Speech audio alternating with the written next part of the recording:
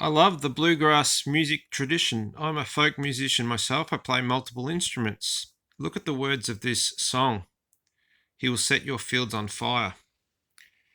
There's a call that rings from the throne. It springs to those that have gone astray, saying, "Come ye men, and your load of sin there at the altar lay." You don't need to heed, for the chain of greed still crushes your desires. Be assured, my friend, if you still offend, he will set your fields on fire. If you don't from sin retire, he will set your fields on fire. You have heard Jesus call, and in death your soul must fall.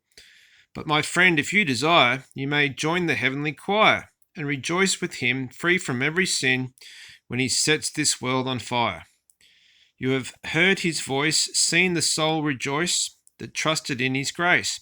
You have blushed with sin as he knocked within, but still you hide your face from the blessed Lord and his own true word. But still you say, retire, leave the downward path, kindle not his wrath, or he'll set your fields on fire. Take a friend's advice, make the sacrifice, completely turn from sin. Taking up the cross, counting earth as dross, let Jesus live within. When temptations come, keep on facing home to Satan never higher, but rejoice and pray on the last great day when he sets this world on fire.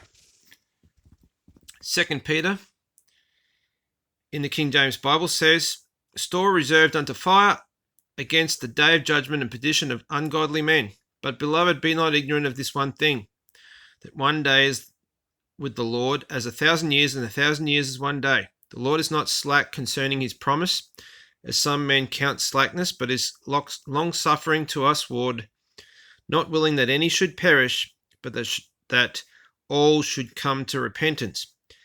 But the day of the Lord will come as a thief in the night. Pre-trib, post-trib people all agree that when Christ comes, he comes as a thief in the night. When does he come as a thief in the night? At the day of the Lord. This is a theme all the way through the Bible, Genesis to Revelation, in the which the heavens shall pass away with a great noise. This is Revelation chapter 6 at the opening of the sixth seal. And the elements shall melt with fervent heat.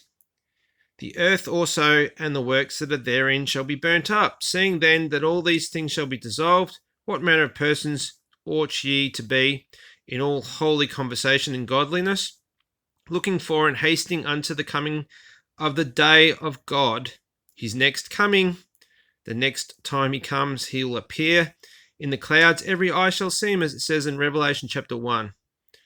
Wherein the heavens, being on fire, shall be dissolved, and the elements shall melt with fervent heat. Revelation chapter 6.